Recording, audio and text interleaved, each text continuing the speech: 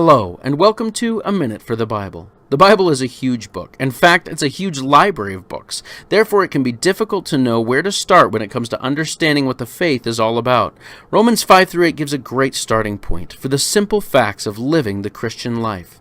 Romans 5 reminds us that we were totally helpless when Christ paid the price on the cross. It tells us that he will see this salvation to its completion all by his grace. Romans 6 tells us about growing in grace. It reminds us that we were buried and raised with Christ. In that identification, we're simply to trust in what he has done and live in the reality that we're no longer slaves to sin.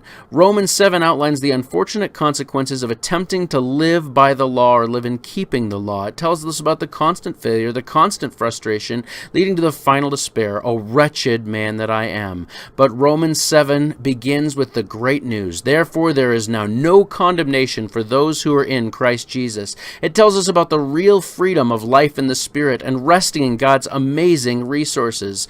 It tells us that trusting only in his work can save us, and trusting in only his working can grow us, knowing that his amazing love will see us completed in grace and glory. This has been A Minute for the Bible. Thanks for listening.